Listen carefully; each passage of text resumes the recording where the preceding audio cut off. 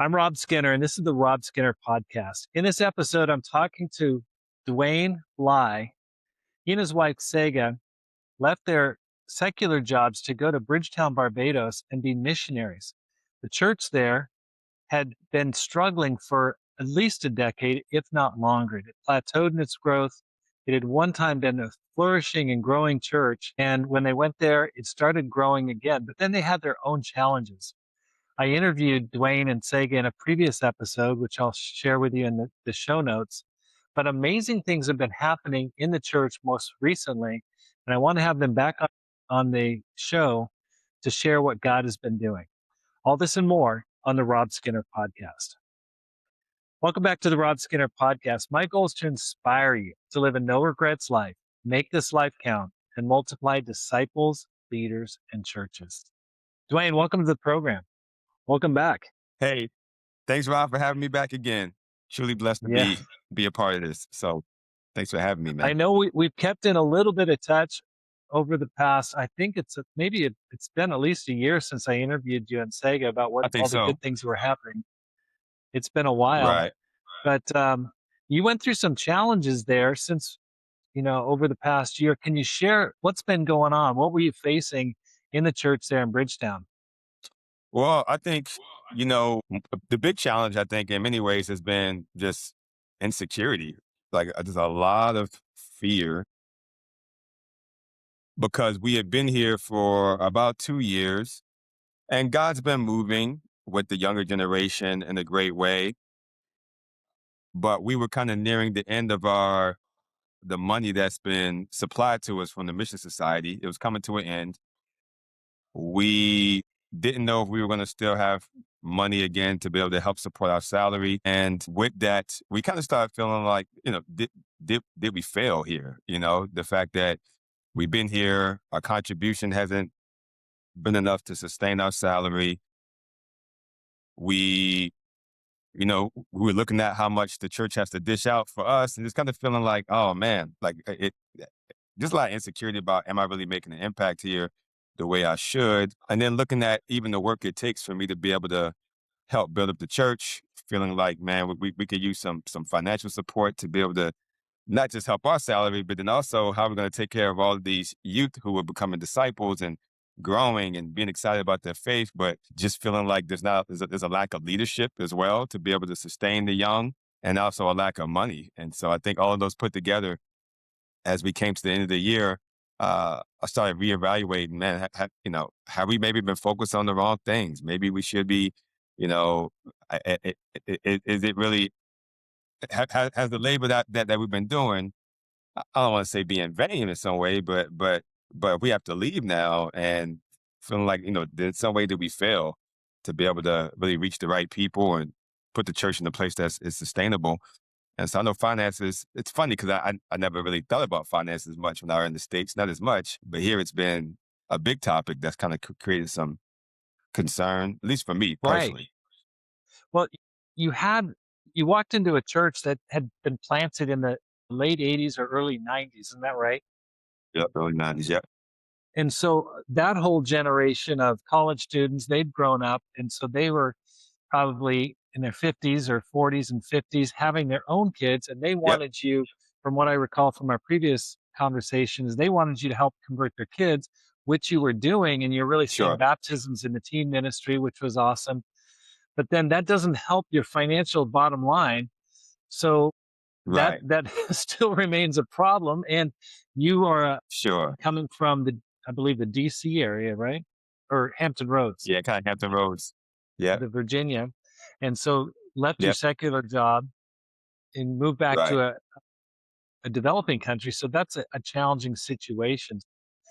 That Right. would be demanding. So what'd you do? Like, how'd you work your way through that? For sure, being honest, right? I even, you remember I called you uh to kind of walk through just thinking as a minister, as a missionary, is this normal to feel this way? Is there real hope financially for us? Is it hard to find money? Is it hard to train leaders? I was even just thinking about the task before us of being able to reach people who do have money and just kind of feeling like, is this is this a possible hill to climb? And I think I just felt kind of like everything just seemed too hard at that moment. And, Right. and, and so I think talking to you, praying and talking to other ministers, I think helped me to start realizing that, all right, there's hope. There's a reason why Yeah. God brought us here. Even if there's challenges financially, I remember you asking me, do you love what you do? Are you happy? You said, well, if you're happy, pray about it, and God can take care of the rest. And I do Yeah. think faith for me has been kind of the biggest, most important thing that for me this past few months is just believing that God can work. He owns all the money in the world. He owns the hearts of people, and he can move greatly in their hearts and around all around if I just trust him. And I've been just really fighting to make it about him and what he can do. You and Sega, from what I recall in our conversation of the fund, you were considering maybe going back to the States, leaving your missionary work. You're at least you're considering thinking about it. I mean, what were some of the options Sure. that were going through your head? Yeah, I mean, I would have hated to do it, but at the same time, I think for me it was, hey, maybe there's a place that has the resources we can go back to, uh and maybe we could just pray for the church here. I don't know. And the other thing was definitely to our mission society here is we knew deep down that they wanted us to stay as well. We thought maybe there could be a way that they could work it out. But if not, God has a great plan. So man, we were just resolved if we have to stay, go, gotta take care of things. But we really wanted to stay. And I think they knew we wanted to stay. And everyone wanted us to stay. Yeah. Okay, so you recently wrote me an email just sharing some really good news.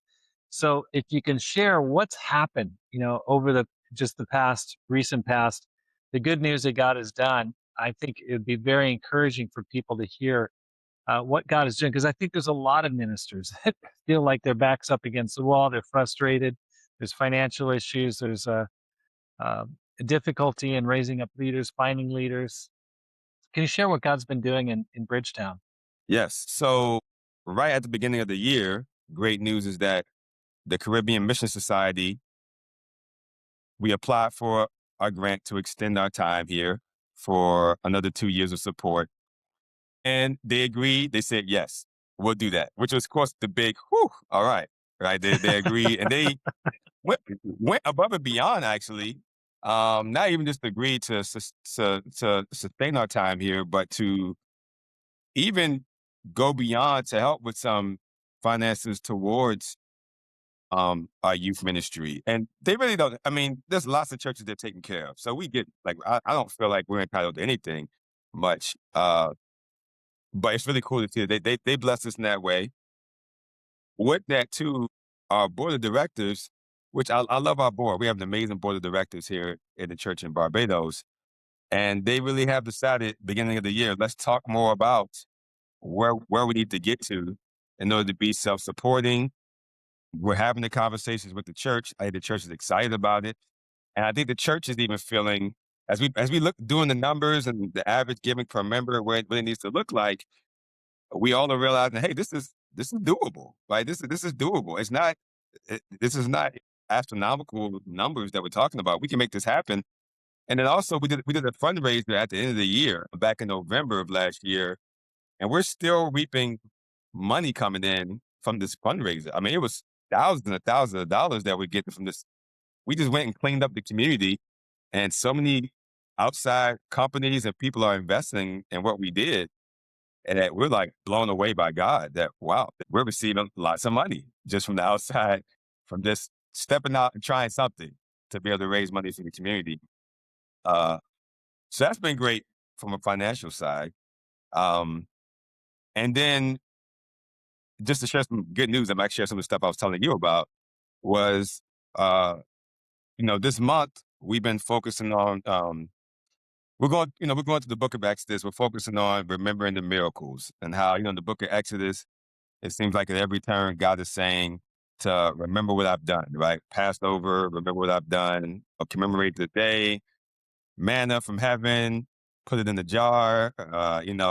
They defeat the Amalekites, Joshua, write it down on the scroll. So we're just focusing on remembering what God has been doing to build our faith. And I didn't expect, though, in the month of March, as we focus this little campaign on remembering miracles, there's so many things that happened this month. To be honest with you, I was a little hesitant about it because I wrestled with, hey, should we talk about miracles? What if nothing really happens this month? And we're talking about miracles. But part of my wrestling is like, okay, God, what are you going to do this month? But a few things happened. I was, I had been talking to different folks asking for money, and I just stumbled upon one conversation with some good friends of mine. We all did campus ministry together. And they said, what? One of the guys said, Dwayne, you need some money for interns. Let's make this happen. And I'm like, okay, sure. And then a few days later, he texts me and says, hey, Dwayne, I have somebody in our church who wants to give to international missions. I told him about Barbados, and the guy is ready right now to write a check to help take care of you being able to hire some interns for the youth ministry. And literally, I mean, days later, the money was in our account, which was blow away for me. And even after that, different people started responding. Hey, like one other guy said, hey, I think if you need a little extra, the money he gave us could sustain two of my guys for about 3 months, roughly. And after that, they had to go back to figure out work and stuff like that. But then someone else even volunteered, hey, maybe we can give you a little extra to help sustain that for a while, which is huge for our church because we have a lot of great men who are capable of leading if we just had more time available to train them. If I had more Right. time available and they could be more available to train them, but they need money. Here it's different. They're in situations where they can't just not work or even not. One guy is on a gap year from school for a little while. So I thought, man, this is the best time to train this guy. Praise God. Now he has some money and he agreed. So two of the guys accepted the challenge to work alongside me and let's learn. Let's learn how to lead Bible talks. Let's learn how to convert people. Let's learn how to keep people faithful. And they're super excited. That's a big deal for the church. The church is really excited about that. That's awesome. And you've had some baptisms recently. Yeah. Really cool. Last year we had 11 baptisms, which was really encouraging for us. But already in the past 3 months, we've had 7 already. Wow. We actually had 4 baptisms last week, which Wow. was crazy for us. And what's exciting about them is that, um, like one girl, we've been praying for, a female that can, that could be a leader on campus. And man, right at the beginning of the year, we're on campus. You know how it is. It's usually right at the end of your evangelism time. You're about to quit, and then you see one person. Let me just offer an invite over here. We talked to this girl, and literally, right when we meet her, I mean, she's calling my wife, seeking advice. She wants to stop the party life, but knows lots of people on campus. Very loving, very warm, and she studies the Bible. Even has to make some strong decisions with her family to the point where her family was going to cut her off financially if she decided to be baptized. And she decided to have courage and trust Jesus. And she was baptized at the beginning of the month. And she's doing great. Praise God. And then there were just a young professional woman, in her mid-30s who got baptized this past week. Another lady in her mid-30s got baptized, who's actually the niece of a couple in our church, Andy and Marva Small. She got baptized. And then this other couple, the cool thing about him, he's a kingdom kid. He's married to an amazing girl, but he's been coming out to church forever, dragging his feet, right? Not wanting to do anything, not wanting to make a decision, not wanting to give up the world. And I think he had a few near-death experiences happen. And this year he got super serious about it. I jumped into his Bible studies in March, and man, new guy. I mean, he's a new man. I mean, totally godly sorrow and reconciling with people he needs to be reconciling with.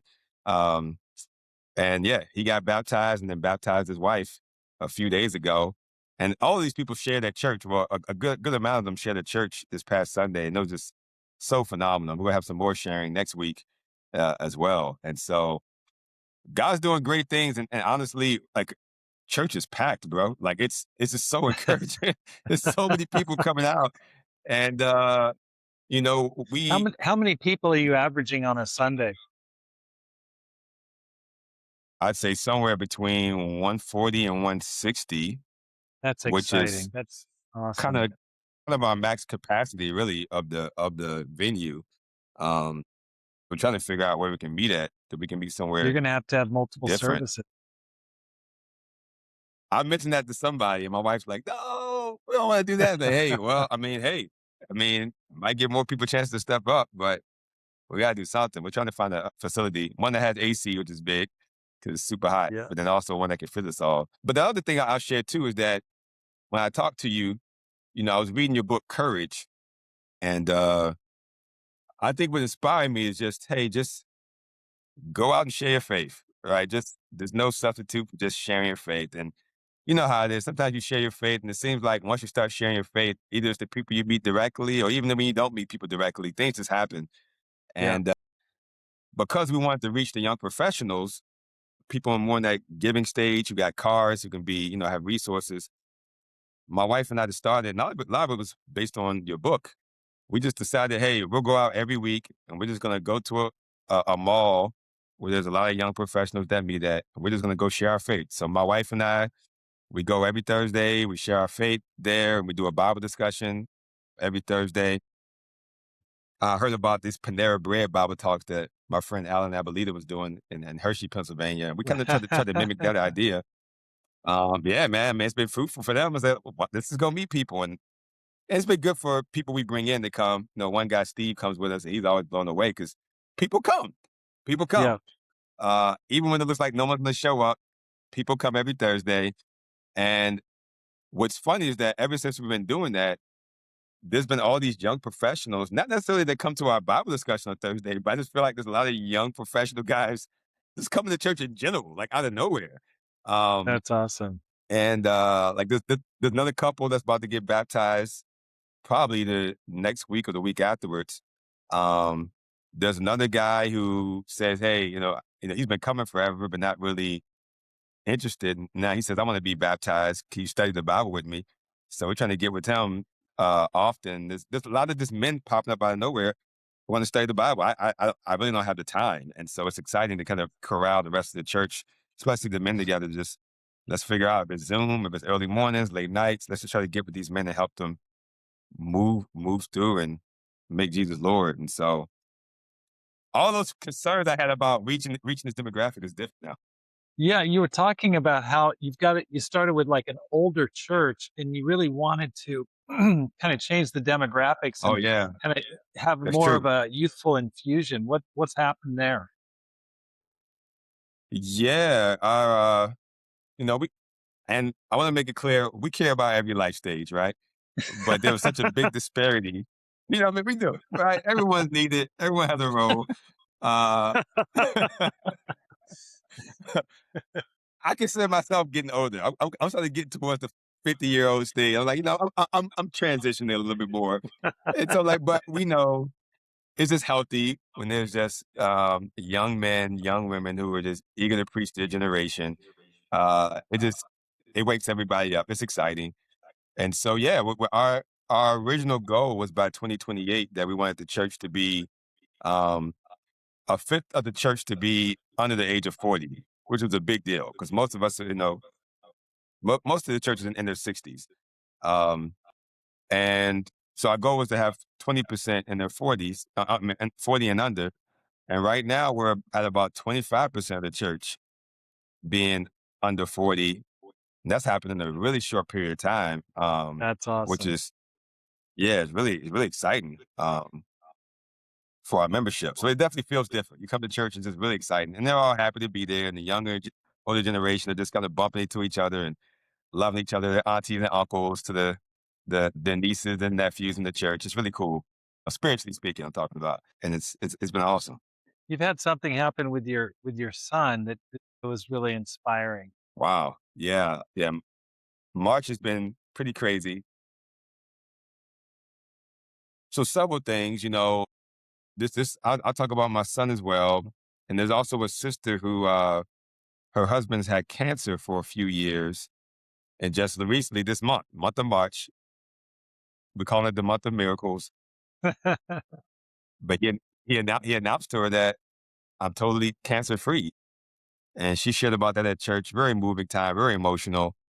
And same for me with my son. My son has struggled with my youngest son. He's 12 years old. He struggled with severe migraines for years. And, uh, and it reached the point where he couldn't even go to school. Like literally, he couldn't get up and get into the car without throwing up. He wakes up in the morning, crazy headaches, and we've taken him to the doctors several times. Give him lots of medication. He's been on medication for a while, but the medication just doesn't. After a while, it seems like he just becomes immune to it. It doesn't have the same potency that it did before, and we're just tired of giving them meds. Like, is there any answer?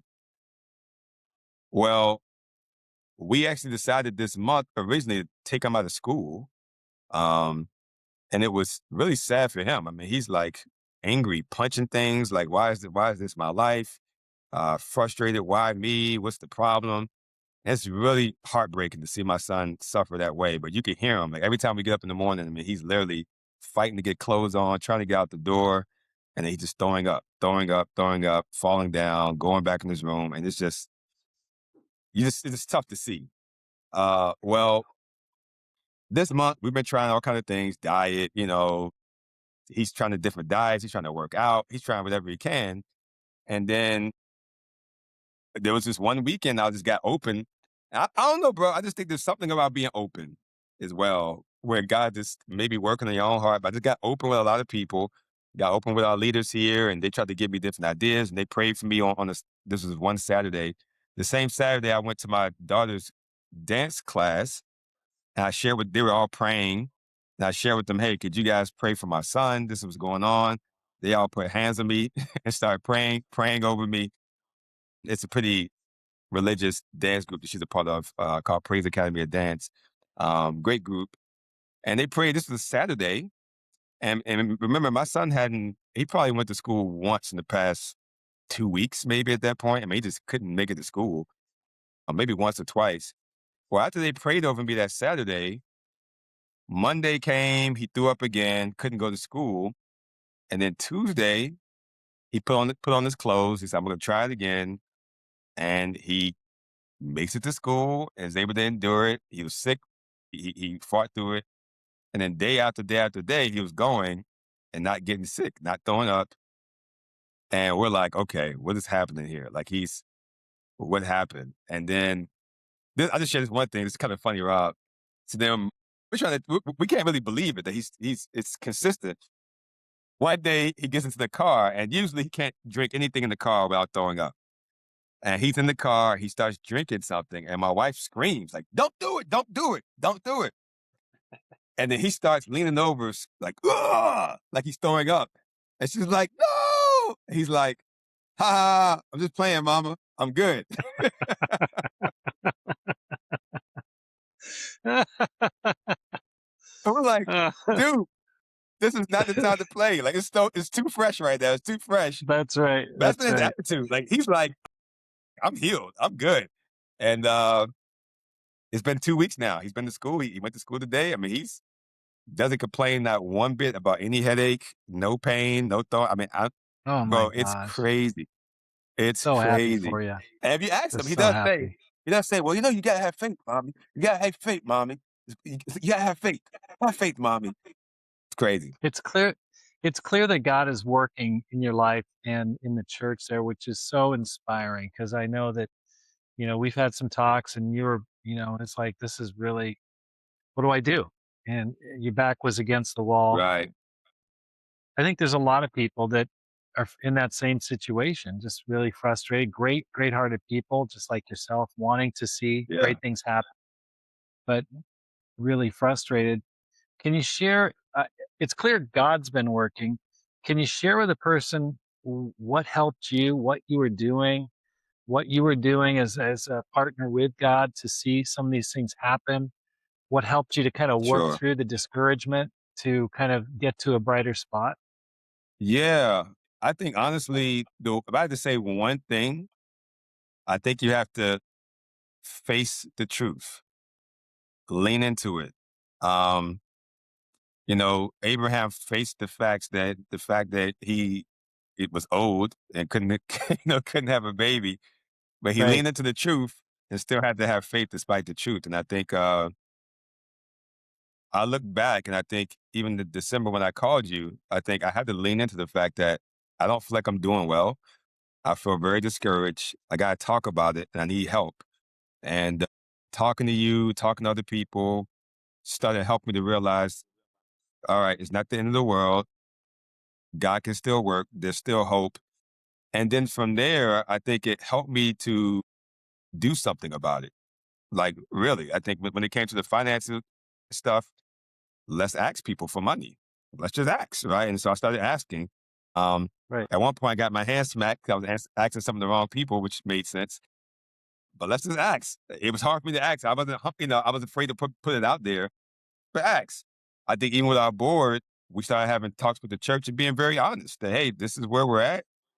We want to be able to sustain the Bly's salary. We want to be able to see the youth grow. We want this, but this is where we're at. This is where we need to get to. And everybody understands, okay, when we see the facts and we're going to have faith despite the facts. And I think even with the reaching reaching this new demographic of people, me and my wife and I decided, let's just go out and share our faith. Like it feels good to do something, right? When you're doing Yeah. something about it, um, and not just thinking about the pressure of doing something. It's amazing Right, that doing it exactly. actually is a lot easier than thinking about and worrying about doing it. It's a better place to be. It's way more enjoyable. You're like, oh wow, something could possibly happen if I do something. Something could possibly happen. That's That's been awesome. it, really. That's great. And then you had a did you name March? Did you say, "Hey, this is gonna be the March of Miracles"? Was that something that your church was, aware of, or is that something private you just set yourself? No, we talked about it openly. That's true. We talked about it. This whole year. We talked about we in January, our goal was even greater things. That's kind of been the theme for the first few months of the year was even greater things. So we knew we talked about, hey, we want to see God do great things, greater things than he's done before. We've been talking about it in January, February. We did talk about this month of March of having a Sunday called Miracle Sunday Service where we kind of talk about the miracles God's done. But to be honest with you, I put it out there back in January, but I was a little afraid of what are we going to talk about at the end of March? Are we gonna have any miracles? Hey, man, I had a birthday in March, and hey, you know, I got a pair of new shoes in March. I wasn't sharing to stick with just that. But I think part of it just I just felt like, hey, we're gonna have faith. We gotta believe and see what God does, and God really does. It's honestly, bro, it's made me really believe. Not that I don't believe the Bible, of course, you know what I mean. But it's like when you see God work, then the scriptures become clear. Like the prayer of a righteous man is powerful and effective. And ask for whatever you want, and believe and not doubt, and it will be given to you. Like these words, I'm thinking Jesus tells us this over and over and over again. He can calm the storm, and that's how I feel like right now. I feel like Jesus just showed out, and I'm kind of like, man, who is this man that Right. the wind and the waves obey him? Like, he actually took away my son's sickness. Like he actually Yeah. converted all these people. He's actually working. Like, whoa. Um, Yeah. so it's Yeah. exciting That's and exciting. jaw dropping. What just from a distance, what I see is one, you reached out for help. You called me out of the blue and said, "Hey, this is where things are at." You were transparent. You were vulnerable. You reached out for help, which I was very impressed by. And you didn't suffer in silence. You didn't just keep it all in yourself. And you Yeah, true. persevered. You didn't quit, even though there were, I'm sure there were thoughts like, "Are we going to make it financially? Are we going to have enough to Sure. make it with our three kids?" And you took action, you went after it. You did what you knew to do, which is great. You didn't allow yourself to be paralyzed by fear and called Mm, other people to do it, which is awesome. And set a goal by yeah, faith. Have a miracle. Let's have a miracle Sunday and ask for help, ask for prayer. And it's amazing what God has done. So encouraging. And so I hope that other people listening will imitate amen. and hold on, not quit, not shrink back in fear, but move forward in faith. And so thank you so much for what God's doing to your life. Thank you for coming on the program. Man, grateful to share, man. God is amazing. That's all I can say. Yeah. Amen. And thanks for listening to the program. If this has encouraged you at all, I want to ask you for two things. One, sign up for my newsletter. I send out a weekly newsletter to encourage people, to encourage disciples to grow, to multiply disciples, leaders, and churches. You can find that on my website at rodskinner.com. And secondly, read my latest book, The 10X Christian. I've written it just to try to help people to bring back to Jesus 10 times what he gave them. And you can find that also on my website, or just simply go to amazon.com and look for Rob Skinner books. Because my goal is to inspire you to live a no regrets life, make this life count, and multiply disciples, leaders, and churches. Have a great day and make this life count.